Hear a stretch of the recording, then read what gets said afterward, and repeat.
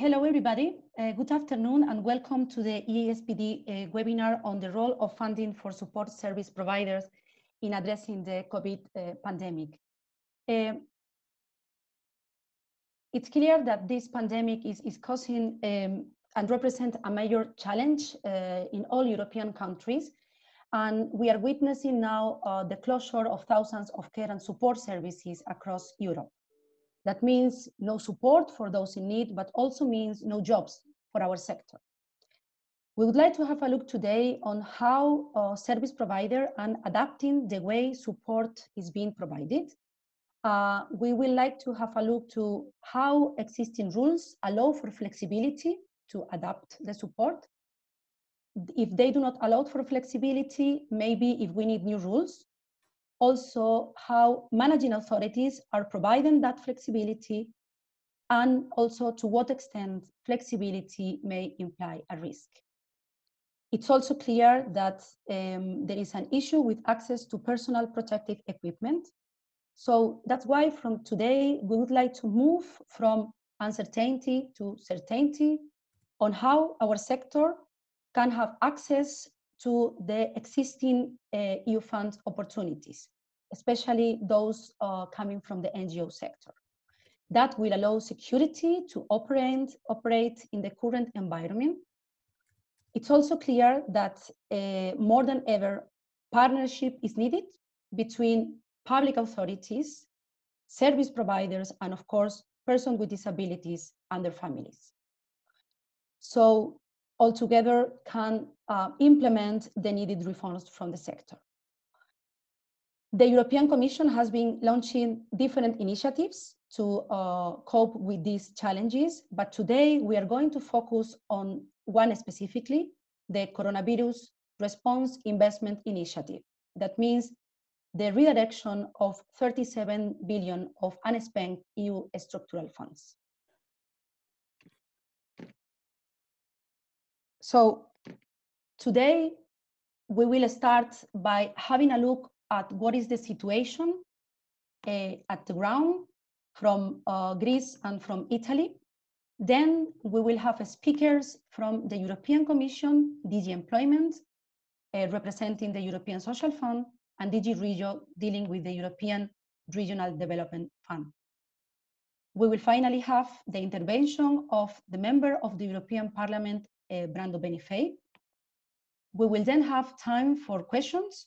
Some questions have already been sent by participants. They will be shown on the screen, but please feel free to add additional questions using the chat. At the end, we will have a list of funding opportunities, so please stay with us until the end. Before we move into the discussion, I would like to give you three practical information. The first is that captioning is provided. The second is that the webinar is being recorded, so it can be made available to others. And finally, I would like also to comment that in previous webinars, we have had uninvited attendance. This is due to sometimes security issues of the platform, so please do not consider that as a responsibility of EASPD. And now I would like to give the floor to Sophia. So Sophia, can you tell us what is the situation in Greece? Hello, everyone. Give me a moment, please, to share the screen. Okay. Okay, so hello, everyone. My name is Sofia Karagouni. I work for Vocational Training Center Margarita in Greece. And I'm going to speak to you about the coronavirus and the situation that affects organizations in care service provision. So the Greek service providers have an unclear image about how coronavirus affects their access to European funds, and the reason behind this ambiguity is hiding on the funding mechanisms. These organizations have three main funding sources. The most important one is from the Ministry of Health.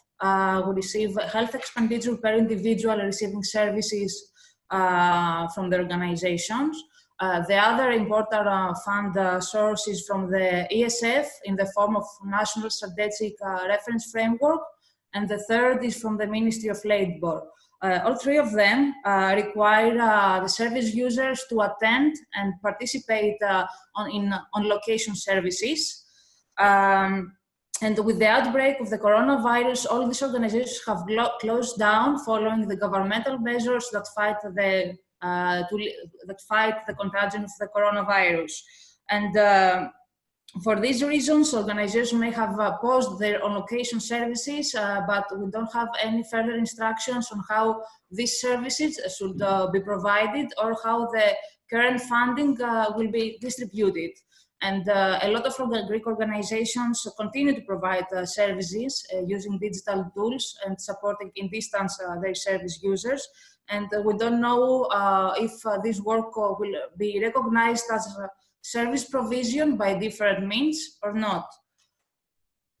Now the EU funders seem to react, to adapt and react positively to the situation. I say EU funds, but the Greek state that utilized this money seem to react positively. This is very obvious with Erasmus Plus projects. The national collaborate with organizations, giving further guidelines and time extensions. Have also been informed that ESF funds will be continued to be distributed, and we wait from the state from further instructions about the procedures. But further steps need to be taken, especially if we will have a second outbreak of the of the coronavirus. This situation has revealed the gap in skills and funding of service provision, as well as the lack of flexibility in supporting the service users by utilizing digital tools. In order to correct this, we suggest maintain the funding of the organizations as it is, provide more flexible descriptions of the services in order to include the digital services as well, provide urgent funding that will allow the digital services to be developed, and of course for the second outbreak, make sure that we will prepare by raising awareness of the situation and building the capacity of service provision in order to know how technology can be used to provide a distance support. And it is fundamental that there will be no sacrifices or deprivations on the rights of people with disabilities and how to access support services, and especially in times like this that are extremely stressful, not only for them, but for all of us. And the organizations should also be allowed to maintain their high quality services and staff. Greek service providers have invested in high-skilled personnel. Such an investment ranks the country high in relation to its workforce. For example, our organization has boosted their percentage of high-skilled personnel with academic qualifications, strengthening its workforce in the different expertise areas like special educators, assistive and educational technology experts, occupational therapists, etc. Due to this untold situation and without the proper handling of the cash flow towards service provision, this huge investment in human resources is at risk of being lost, and that will lead, of course, to unemployment and the continued brain drain in our country. So it is very important to take measures for the past and for the future. For the past, because we have already organizations closed down for at least a month now, and we don't know how this will affect the funds from the previous period. And of course, make sure that the future won't be even worse. And that's all from my side. Thank you. Thank you very much, Sophia. Very comprehensive overview of the situation in Greece. Of course, some worrying situation, but also some good news, checking that the ESF in Greece is reacting in the good direction. We go now to Italy. So Everjan, is very different the situation in Italy than the one from Greece? Please, the floor is yours.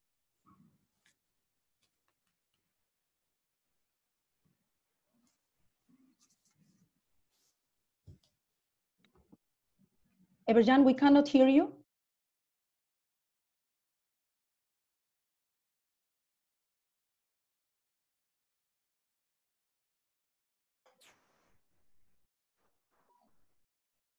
Is that better? Yeah. Okay, sorry, apologies for that. No, the situation is not very different in Italy in terms of the fact that the problems are huge. I work for an organization called EAS, which is a medium-sized service provider, and we are based in Bologna, in Italy. The state of the art is, at the moment, as you know, Italy is very much in the center of the whole pandemic. Is that daycare centers, schools, leisure facilities are all closed down. So actually all service users are at home, and home care and also specialist care is reduced to the essential. This is also having to do with the fact that there's a lot of protective devices are not available for social care providers. We try to cope with that situation by providing more and more services remotely to our service users. Like Sophia said, there are no rules or no regulations for that, so we try to do this the best as we can, and also to continue to support informal caregivers. Our situation is that we depend for 90% on, let's say, medium long-term service contracts with the public health authorities and the local authorities. Actually contracts over the last 10-20 years have become less and less secure, and now most of them are just based on a very simple rule that if the service is not delivered for whatever kind of reason, there's no pay. Now, of course, a lot of these local authorities understand that this is a very typical or a very critical situation, a very exceptional situation. But nevertheless, they have a little bit different attitudes towards continually to funding the service, or sometimes they also don't have the tools or the possibilities to use the funds differently. So there's a lot of rigidness in those contracts. This has big impact on the financial position of our organization. 87% of our staff has permanent employment contracts, and that is a precise choice from the human resource policy. In March, we saw about a 50% reduction of the invoiceable hours, which is, of course, a huge cut on our budget, and we expect this to be up to 80% in April.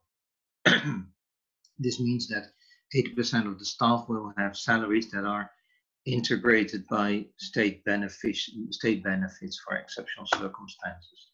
The fund is called FIS, F-I-S, and it integrates salaries, but only with a cut of 20 to 40% depending on the conditions. This means that the average salary of a care worker, which is not more than 12,000 euros netto in Bologna, actually will drop to 800. So some considerations following this. The crisis, at least in our context here in Italy, has demonstrated that the social care sector is fragile, it's precarious, it's unprotected, and it's already pushed very much to the limit. And in our view, this is in sharp contrast with what is the role that we play in society in building an inclusive society. We believe that it should change in the future, and also that Europe can play an important role here, and maybe also use the crisis as a starting point. Due to this administrative and contractual constraints, there's actually a contradictory situation. There's a big contrast between what the sector could do in this situation at the level of innovation, training, preparing for the future, supporting vulnerable people where possible, and what we're actually able to do. So the strange situation is that part of the workforce is marginalized at home and unpredictably maintained with public money. Uberization, which is a term which is currently discussed also through the EASPD, brought it back on the agenda in the care sector. Is an ongoing process, but we have to be aware that it started already many years ago under legal coverage, when a service delivery contract and let's say the natural link between commissioners and small and medium-sized service providers was interrupted. Now it's probably the time to offer proper wages, to start to talk about proper wages and security of care workers. We believe that it's necessary to continue to foster person-centered professional care, and but to be able to do that, we need to invest in people, in innovation, in technology, and in more sustainable models. And resources are needed to pay for that conversion. Another concern, a final concern, is that a crisis will very likely lead to more public expenditure in the health sector. But the social sector should not be forgotten, because very likely we will have to deal with the long-term impact of the crisis. So the recommendation is to invest in the social Europe now. Thank you. Thank you very much, Evert-Jan. I think indeed we need to move from the essential to the full capacity, especially when we have as service provider the capacity to deliver the needed support if the frameworks allow to do so. So having this feedback on what is happening right now and in different parts in Europe, I would like to move now to the representatives of the European Commission to see to what extent the EU structural funds, which are extremely relevant from our sector, are being able and will be able to support the sector as it should be. So now, please, Andor from DG Regio, the floor is yours. Thank you. Thank you very much. Let me introduce myself. My name is Andor Rumes, and I am working for the European Commission for DG Regio. So this is the regional policy directorate of the Commission. We are managing basically EU funds. That's probably the most important feature. I just would like to show you a couple of slides, if I'm managing it actually to share it with you. Just to show you that what's happening actually at this moment in the European Commission. Can I ask you that, do you see the slides now? Yes. So what I would like to tell you very briefly, what happened in the last couple of weeks and where we are, let's say, heading, what are, let's say, the most important considerations what we are looking at the European Commission, taking into account the, let's say, the recent data, trends, and challenges. First of all, I would like to highlight that two commissioners, the Commissioner for Employment and Regio, they sent a joint letter to all member states on the 18th of March. And as it was mentioned earlier, they highlighted that the 37 billion cohesion policy funding would be available for member states in a very flexible way to respond to the crisis situation. The important question is here what we already received from many stakeholders, that this is a kind of fresh money, which means that it's something new, or this is still a cohesion policy funding. The simple answer is that it's the cohesion policy funding. The novelty here is that member states, they receive from the Commission the so-called pre-financing. So it means that they can immediately use the funding, and there is no, let's say, this kind of post-financing scheme, which was, which is the basic rule. It means that member states, they have to send us, let's say, the bills, and then we are, let's say, sending back the money. No, this is much more flexible now because member states, they receive the money in advance. Further information you can see actually in these links, and you can find your specialized letter for your country. Furthermore, as we understood actually the request from member states, because member states, they were asked, what do you see as the most important challenge or question, what we have to respond on? The regulations for the cohesion policy have been adopted or changed. And you can see here that actually it has been already entered in force on 1st of April. So it's already on place. And here in the next slide, I can immediately highlight that the cost, what member states would like to include in these programs, are eligible as of from 1st of February. So that's a very important question. What we also received that, okay, as of from now or when, let's say, the eligibility period would start.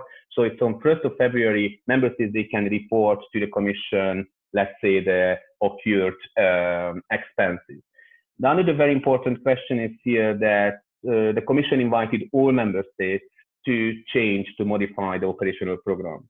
In practical terms, it means that we are very happy to see any changes which member states they would see as necessary. And it's very important to highlight here as well that this doesn't require anymore a Commission decision. So member states, they can go ahead with the program modification in a as much as possible flexible way. There are some technical, I would say, questions what I can highlight very briefly, but probably we can discuss it even in the question and answers. But there, let's say, I would like to mention maybe two very important aspects. One is what we always facing as a so-called thematic concentration question. Why the money is so much focusing on smart specialization and let's say the climate change and everything, and not on social inclusion, not on the questions actually what we are discussing today. This rule is changed, so the thematic concentration doesn't apply anymore. So member states, they can significantly increase the amount of money for this kind of problems, like for the social inclusion issue. The other important question was what we also received from member states, that how much they can reallocate funds between programs, between different priorities, objectives. This is also very flexible. There is no more requirement, or let's say very strict regulations, how you can move money actually from one operational program to another one, and so on. It's absolutely flexible. It really depends how member states they would like to change the program. When it comes to our funding, which means the European Regional Development Fund, which you can see in the slide, this is also changed simply because we understood that, for example, we need to focus actually on two very important issues: the public health crisis, and the next one is how to improve, let's say, the use of funding for small and medium-sized enterprises. So in a very simple terms, ERDF, our money, can be used for SMEs. So for a so-called working capital issues, which means that very similar issues like what the ESF, the European Social Fund, is doing. And also what is important, that under the so-called smart specialization, you can include now health crisis issues. This is what we are saying, systematic objective, or PO1. It's again a technical jargon, sorry for that, but this is very important, that under the smart specialization, you can also use instruments which is responding for the public health crisis. In a very nutshell, that was it from my side. We are very much expecting from member states the program modifications. And at this moment, we see that Poland is working on the program modifications, all the 16 regional programs going to be modified. And we have heard actually that Italy is also working on the program modifications and so on. So we are very much expecting some new programs as soon as possible. Of course, we don't know the timeline and everything. It very much depends on member states. And the last point, which I would like to highlight, which is probably a question from my side actually to the audience, as we just seen some very alarming news, both in Belgium and France, as in elderly homes, the high number of deaths is occurring. I just would like to highlight this question of how the colleagues, the social service providers, they would see this question, how much they would reflect actually on this question immediately, because we need to do something. It's clear. I just seen today a news that around 30% of all deaths in France is coming from the elderly homes. This is really very alarming. Thank you very much.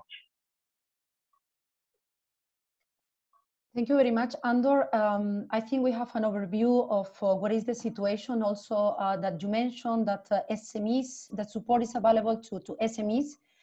We also hope that the definition of the SMEs, let's say, is wide enough so it can also benefit our sector.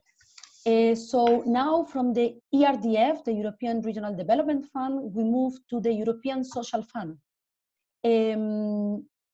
The provisions are common for different funds, but maybe would like to know from you, Mariana, what are the opportunities offered right now by the European Social Fund and how our sector can benefit from it. So over to you, Marianne. Thank you, Carmen. Good afternoon, everybody.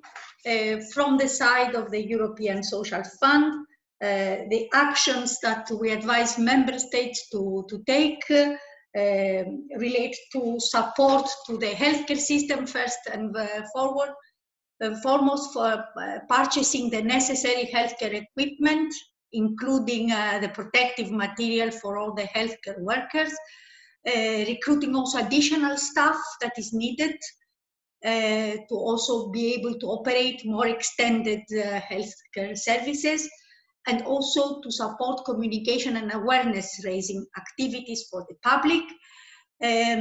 Our also aim is to protect employment and at the same time delay the spread of the virus. So in this context, we have proposed these short-time work schemes that are supported through the other new instrument that was adopted on the 2nd of April, the SURE, the temporary instrument that is worth 100 billion euros, and it will support these work time, short work time schemes.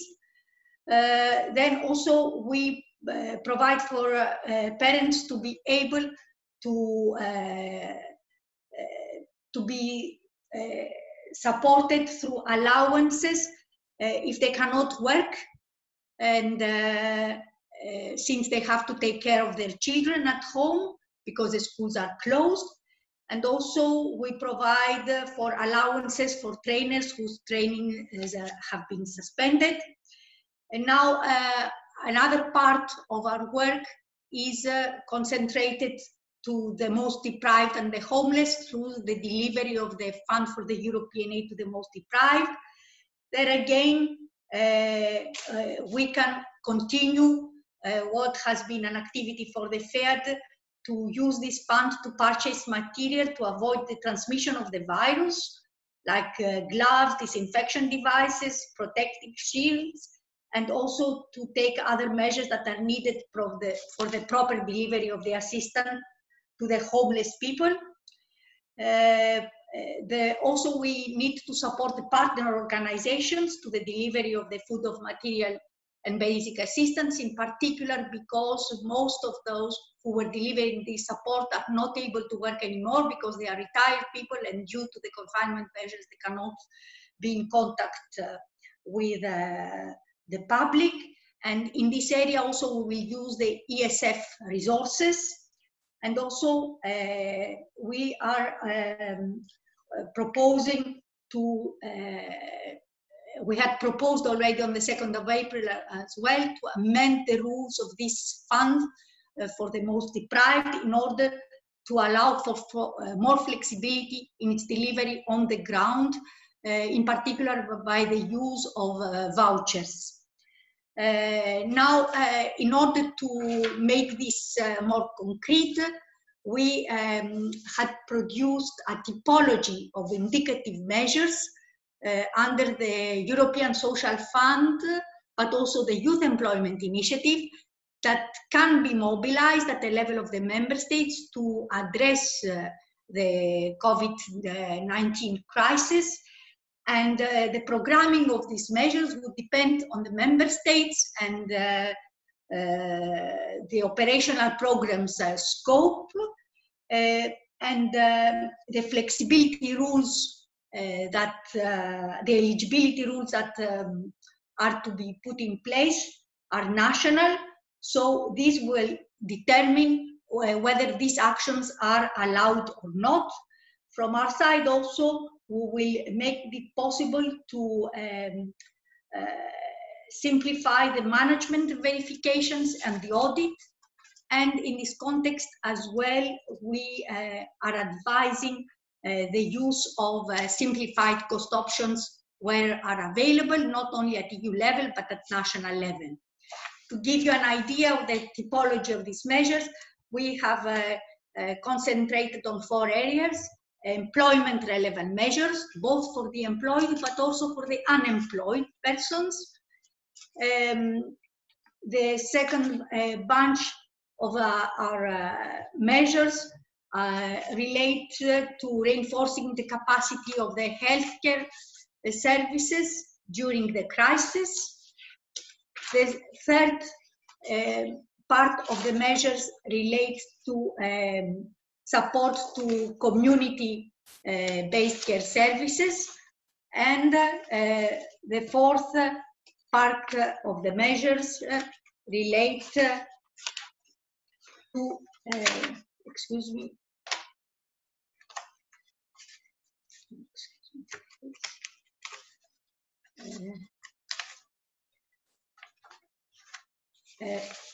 sorry.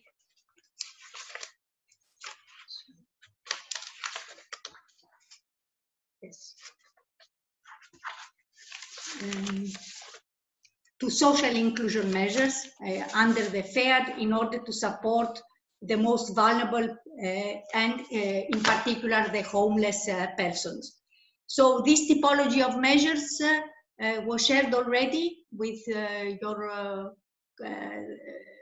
your colleagues, and it could be also distributed at national level through your platform.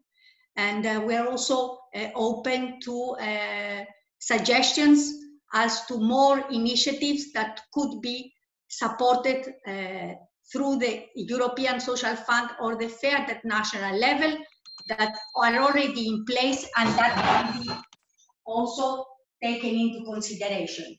So that is from the side of the European Social Fund. And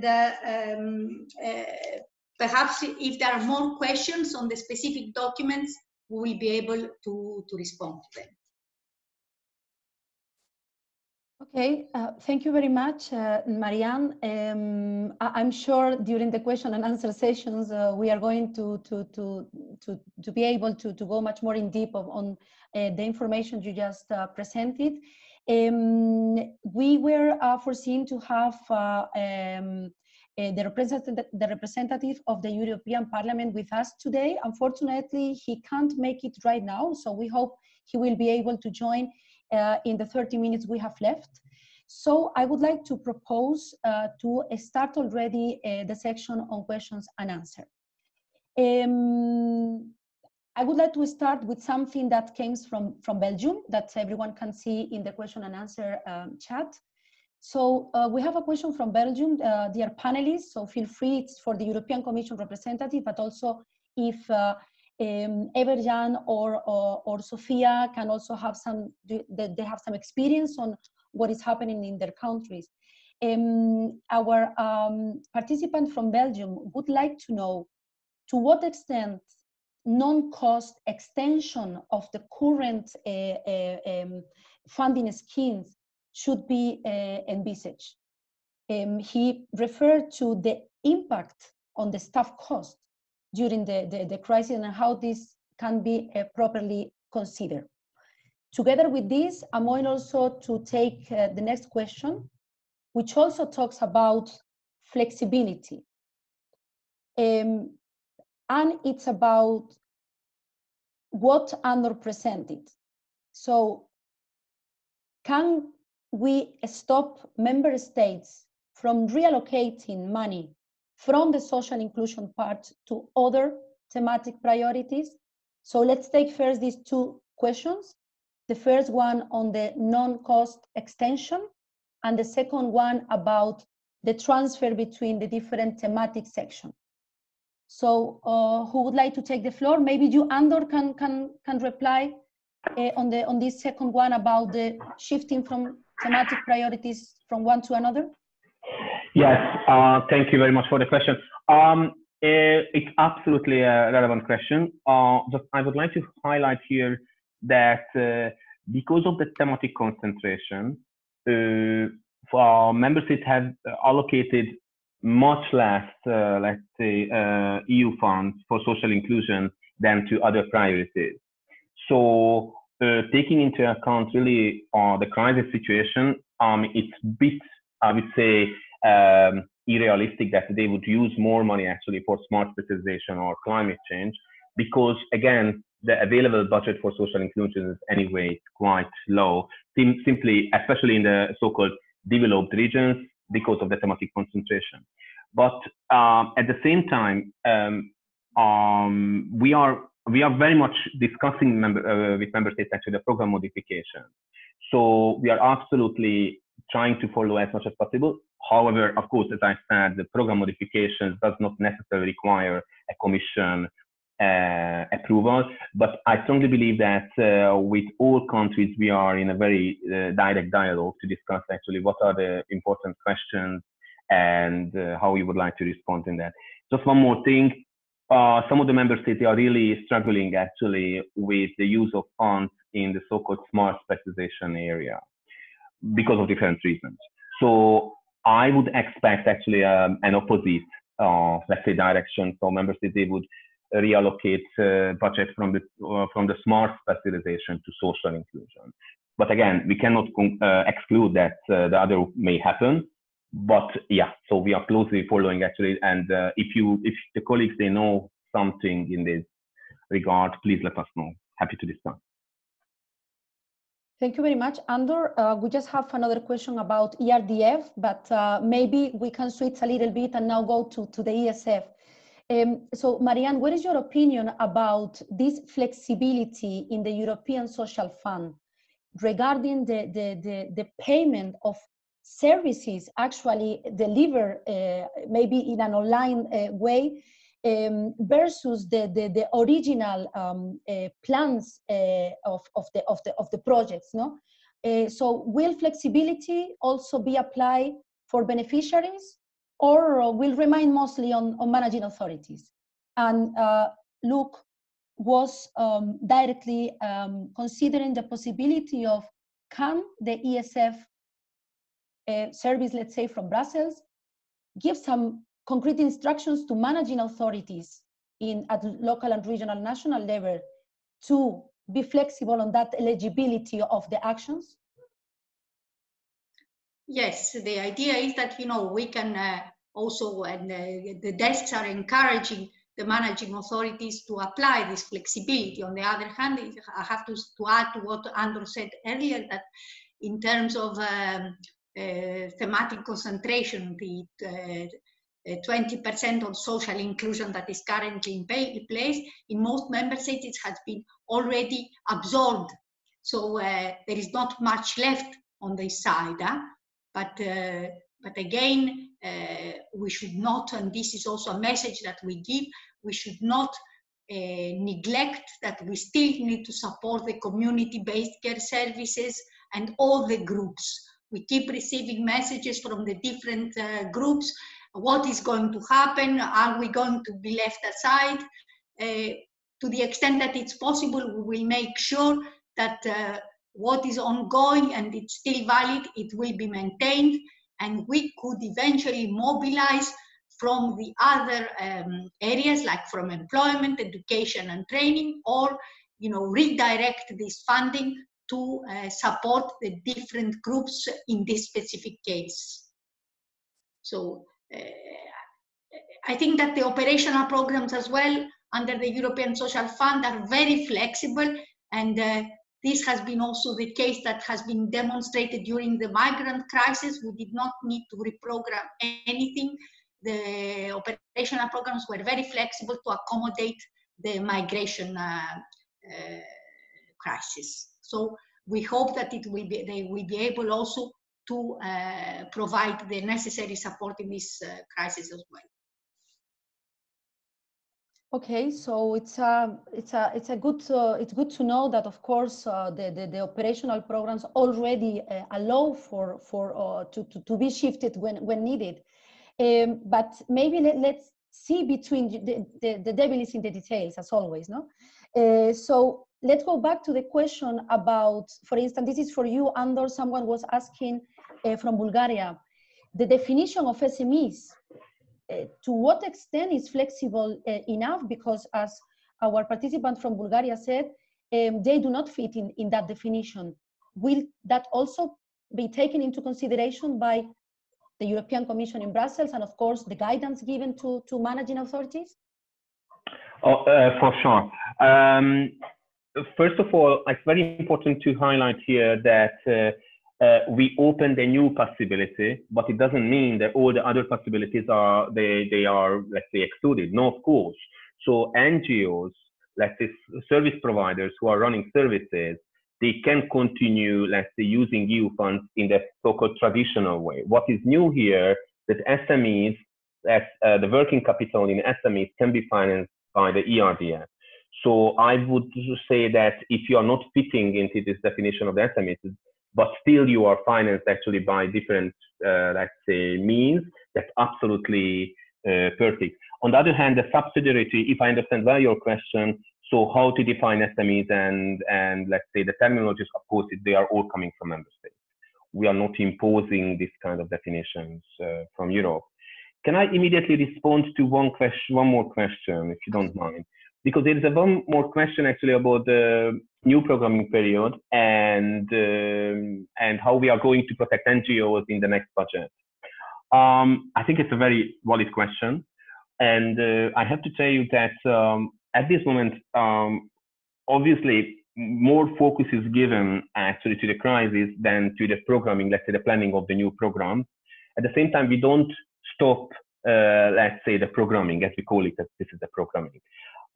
Which means that member states, they are still working on the new operational program. This is one thing. The second thing is that, let's say, some lessons learned from this crisis should be absolutely transferred to the new programming period as well. So it means that the public health crisis, let's say, a kind of contingency plan, how you will respond to any potential crisis in the future, how you are protecting actually the most vulnerable people, including people with disabilities and people are living in very crowded places, Roma settlements, all of these things should be taken really very much seriously, and how to protect all the service providers, all the NGOs who are, let's say, absolutely necessary to provide the services. This is not changing. This is absolutely not changing. We need to understand, of course, that let's say what are the striking issues, the most striking issues, and we are in the middle of the crisis, of course. So it means that member states, they will come up obviously with questions about the economic crisis, people are losing jobs, and they will come up actually with questions about the public health crisis. So to protect again the public health system and to be prepared actually for the next crisis. These two questions should be taken into the consideration, let's say, equally, if I can say that. So we should find the balance between these two things. But the question is absolutely relevant. We should not forget, let's say, NGOs and the service providers as they are, let's say, the safeguards actually for the future. Thanks. Okay, thank you, Andor. I'm afraid we have to continue with you because we have lost momentarily the representative of the of DG Employment. But indeed, there was a question that maybe falls into the ERDF. What about using ERDF or creating a new budget line to pay protective equipment? Right. Thanks very much for this question. Maria briefly mentioned this question about the protective equipment. I would like to assure you that basically because of this flexibility arrangement, basically everything which we would call protective equipment, protective, let's say, instruments, tools should be eligible. How much it would be a new budget line? That's probably, it's a more kind of technical question, because the important thing is that now, again, in the scope of the program modification, member states, they can include anything, including the protective clothes, protective equipment, respirators, everything which is necessary actually to respond again to the crisis.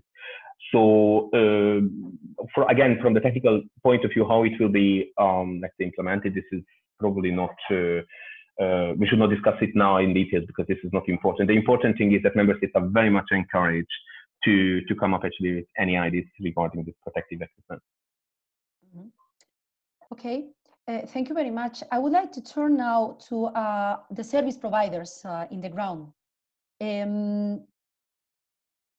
You already have presented what is the situation.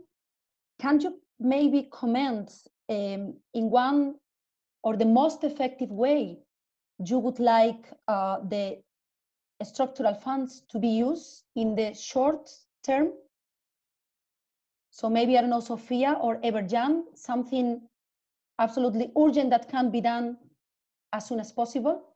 Yeah, of course. We understand that the situation is very complex and it's very difficult to prioritize when everything seems to be in crisis. So I think the most effective and least stressful for everyone would be to continue as it is, to make sure that we will keep receiving the funding as it is allocated right now, which is in a way no cost. If we use money already allocated for this kind of services, it won't cost more for the European Union to provide this kind of funding. And of course, we will not say no for further funding in order to prepare for a second round of coronavirus crisis. But the least we can expect is to make sure that there will be no disturbance in the funding we will receive until now. And for the period already lost, it will be the best not to lose the money from that period also, because we have salaries to pay and organizations that need to keep running, and they are already running despite all these difficulties, and no matter how unsure the future is, because we understand that our service users need this kind of services, and we cannot sacrifice that, and we would like to see the support in any form that can be provided, even if it is to receive the current funding as it is. That's from my side. And you, Everjan? Yeah, yes, well, I find it a little bit difficult because I'm not very much aware of the European social funds, and I don't think we really benefit from them here in this at this moment in this area. Nevertheless, I very much agree with Sofia. I mean, the problem is that there are existing contracts. Money is allocated in the budget from the local authorities and especially the local health agencies. And it's a pity that we cannot, let's say, or that we are not fully supported or do not have clear indications about whether or not we can, let's say, reorganize our services to better respond to the needs of people in this moment. Of course, we're trying to do it anyway, but there's always the fear not to be paid in the long at the end, and that will really be dramatic because we, as an organization, we cannot survive more than 2 or 3 months in this condition. I think it is also. I mean, we're still very much in a crisis here, so people are really all attention, all let's say public interventions go to managing this health crisis. So the aspects related to the epidemic, and the fear is that a lot of the resources also go in there at the end, so that there's not really a possibility to be funded for what we're actually doing at the moment. Maybe that is something where this European Social Fund can come in, so to guarantee at least that specific activities can move forward. But I also think that we should really look to Europe for the development of future models of how services can be delivered more sustainable. Yeah, I think that's very important also for the future agenda of Europe. Thank you very much, Everjan. You just mentioned something that it's in line also with a question we have from participants. We were mentioning about this uncertainty that we don't know how it really works. So Marianne and Andor, imagine you are a provider in the field, and let's take the example of the protective equipment. That means the authorities will need to launch a new call. Should providers refer to their managing authorities? Because, for instance, we know that there is a help desk for managing authorities, but there is not a help desk for beneficiaries. So maybe can you recommend in more practical terms how it works? Because for us in Brussels it's maybe easier, but people do not really know how to have access to that funding that it seems to exist, no? So maybe can you go first, Marianne, now that you're back? as I mentioned, we prepare this typology where we all, for each activity, for example, we provide also the type of the way that this could be put in place. For example, when it comes to the purchase of equipment, protective equipment, we foresee that it can be either by a quick public procurement procedure, but it could also be done through an interinstitutional agreement between the ministry and the authorized service provider. So even there as well, we provide this flexibility. You don't need necessarily to launch a call as it is done traditionally. Mm-hmm. So I think that's a very clear answer. Thank you very much. From your side, Andor, what is your opinion about giving the right information to the beneficiaries? Because, for instance, we also have here from Belgium that information is not coming, but the situation is there. So how can the European Commission in Brussels speed up the delivery of the needed information, no, to the beneficiaries? Yeah, this is probably not a new, let's say, problem actually what we are facing, because we are looking at, or we are experiencing actually always this question that information is not necessarily transmitted actually to the right people, and the beneficiaries, they don't know actually, for example, about these flexibility measures which have been just recently introduced. I mean, first of all, I have to highlight that these flexibility arrangements is more important actually for the managing authorities, because they have to, let's say, consider that how to use it at the technical, let's say, level. But at the same time, coming back to the question, for example, of protective equipment or anything else which would be necessary, we ask member states and managing authorities to collect the information as soon as possible, actually, from the field, from the beneficiaries, from service providers, what are, let's say, the most important, again, needs and questions, what should be, let's say, included in the new program. That's, let's say, their responsibility. Obviously, from Brussels, it's impossible to talk to, I don't know, thousands of beneficiaries. At the same time, what we can do is to check whether actually, let's say, the requests from member states are absolutely consulted with the partners. So, and that will come now. So how the consultation was done, how the needs assessment, so-called mapping was conducted, this is an absolute priority, obviously. So even in the letter, actually, what was sent to member states, the commissioners is mentioned actually the consultation, the involvement of the stakeholders, and so on.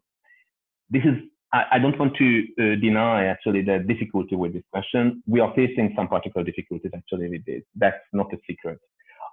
In some member states, it's going much better than in others. But basically, the better absorption capacity, as we call it, is very technical way. So again, organizations who are having more capacities, they are more involved actually in the EU funds discussions, which is very sad, because it should not be depending actually on the capacity. It should be much more depending actually on the needs, where we see the better, stronger, whatever needs. Yeah, but that's when we are talking actually about local authorities, NGOs, service providers, we are always looking at this question from this point of view, that we hear more the voices of those who are stronger, and we don't hear necessarily actually the voices of those who are, let's say, facing much more difficulties, but their voice is not so strong. So this is a question for us actually how to do it. But again, the new program modifications should include this kind of consultation and involvement of the stakeholders. Thank you very much, Andor. I have 1 minute left before I give the floor to Luc Zelderloo to draw some conclusions of today's discussion. I would like to mention something that some participants have told us. There is a recommendation that, of course, when you are implementing your actions funded by the EU, you need to keep the records of everything you are doing, even if in principle they do not seem like eligible with the current circumstances. This is a good practice that will allow you then see in the current circumstances how this flexibility would be applied.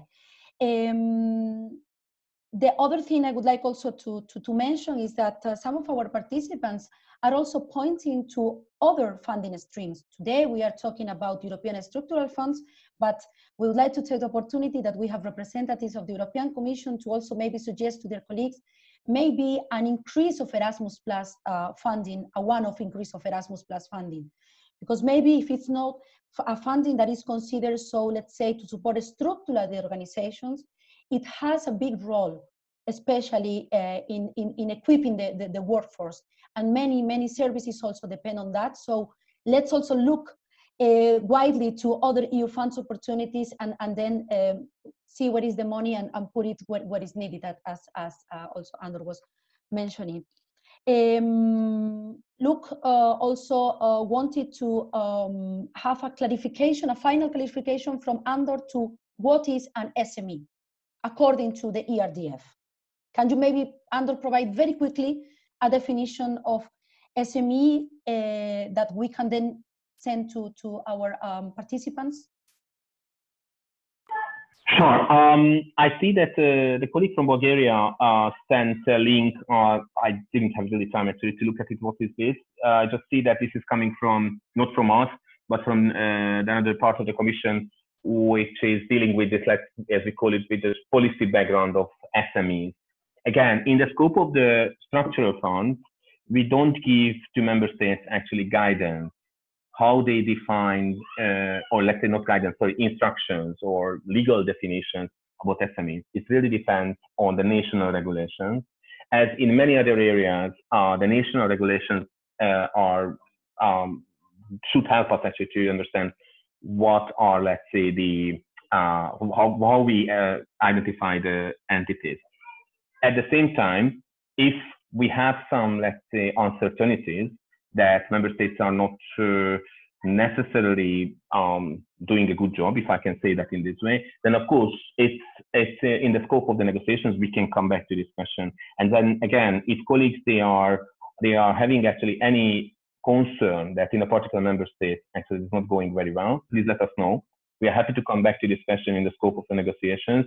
But again, it really should be decided by member states, and it should be, let's say, according to the national regulations. Thank you very much, Andor. Indeed, we will look into this topic more in depth, also with our members and partners. I would like now to give the floor to Luke to draw some conclusions. While Luke is talking, we will also show some slides about EU funding opportunities and other funding opportunities. We wanted to share this with you as normally it's an information only provided to EASPD members, but of course, the situation is exceptional, so we want to make this available to all our participants. And now, Luke, over to you for conclusions. Thank you. Thank you very much. Carmen, can you hear me? Yes. Can you hear me correctly? Okay, great. Thank you for sharing this webinar, Carmen. I also would like to thank Andor and Marianne from the Commission, DG Regio and DG Employment for being with us today. It is very important, not only for the information they have shared with us and provided, but also symbolically it is very important that we feel that the European institutions, the European Commission is with us. Because the crisis is now. We cannot wait for 6 months, for 8 months, for a year to implement certain rules and measures to fight this crisis.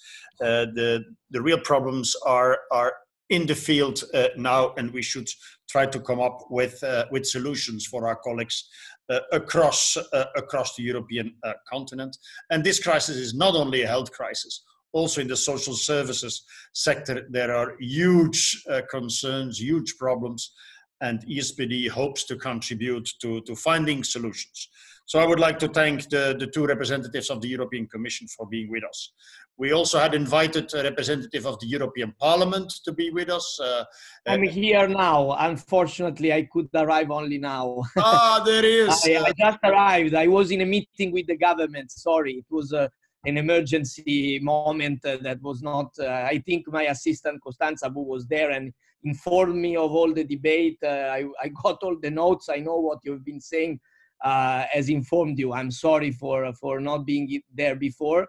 If you want, I can take 1 minute for Please, one yes, comment. take 2 minutes and share your message with us. What I wanted to say to make the bridge to your brief presentation then, Brando, is that we are in close cooperation, EASPD is in close cooperation with the MEPs and the Disability Intergroup to also give messages to the Commission, to the President of the Commission, Madame van der Leyen and others. So the cooperation with the Parliament is working very well. Brando, please, you have the floor. Yes. Well, first of all, I want to say that the Parliament is active in working in all of these issues that you also touched, in pushing the necessary work of the local governments and regional authorities and the European Commission on all the issues on the funds that you touched. I've been updated, even if I was not there, of the discussion being done. I want to assure you my support and the work of all the disability intergroup, of which I'm again the vice chair also in this legislature, like last one.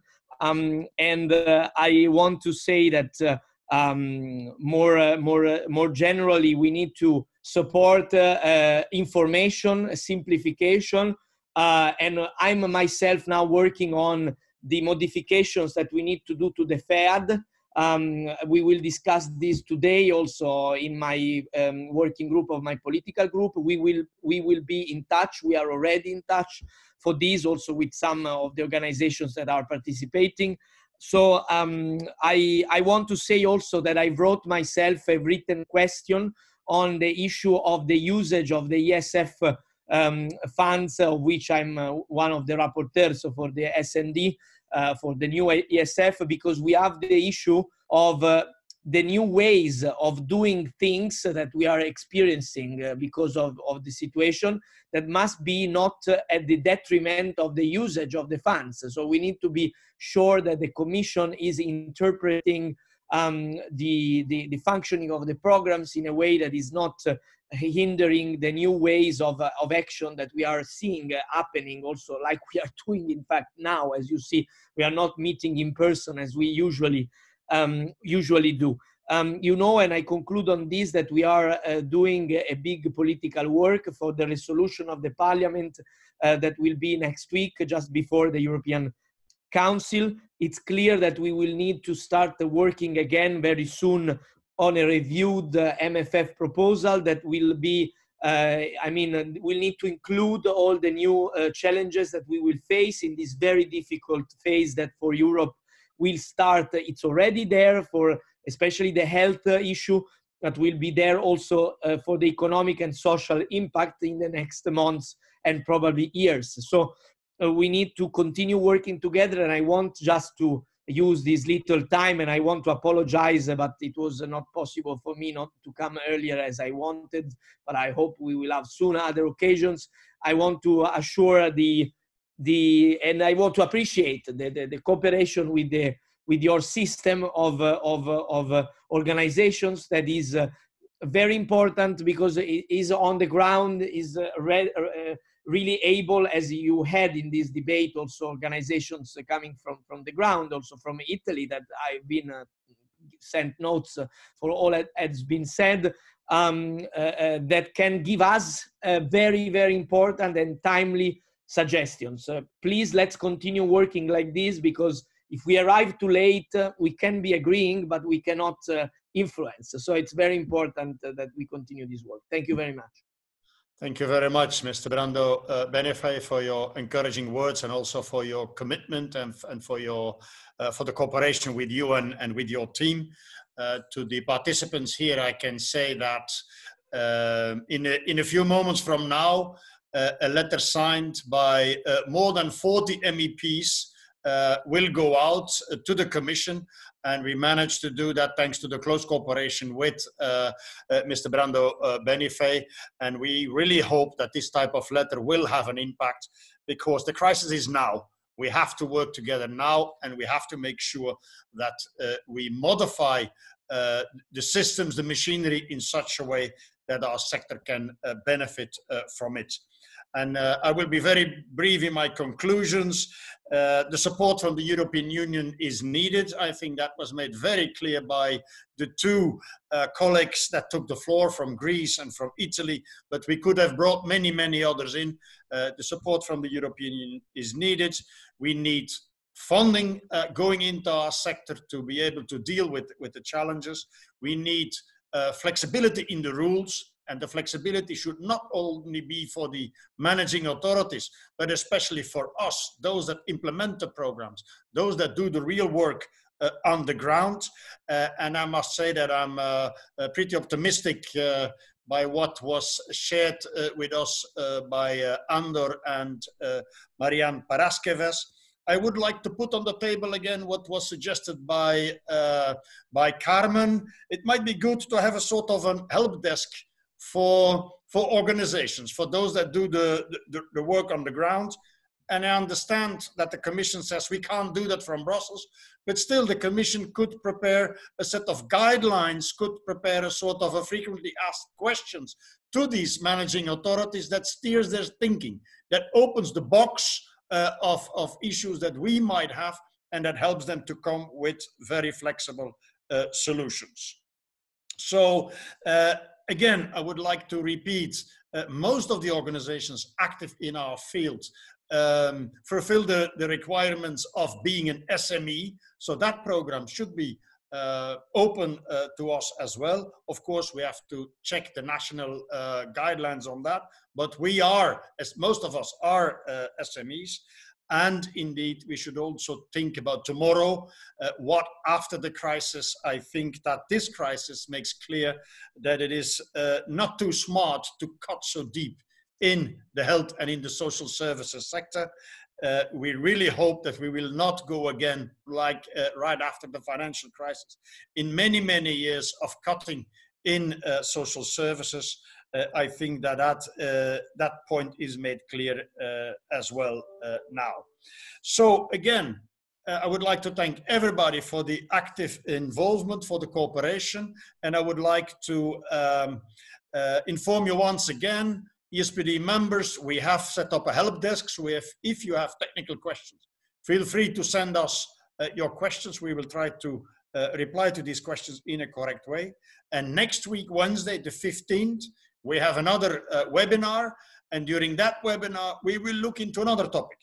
How can we better, more performant, more effective combine the work of professionals with the work of informal carers, with family carers? How can we work better together to make sure that persons with a disability are supported in a correct way that allows them to live a decent life? So next week we have speakers from Albania, from Greece, and from France. It will be again, I think, be very interesting and fascinating. And for our colleagues for whom English is their second or their third language, I can also announce that we will have interpretation next to captioning. So we keep on expanding our support services also to our members to make sure that everybody can benefit from the work that we do. Again, keep safe, keep on supporting each other, and see you on the Facebook page, Help Desk, or next webinar. Bye-bye, take care. Bye. Bye. Bye, and thank you again, Brando. Thank you. Bye. Bye, everyone. Bye. Bye-bye. Bye-bye. Thank you very much. Thank you very much, Mr. Andor Urmost and Marianne Paraskevas. Thank you.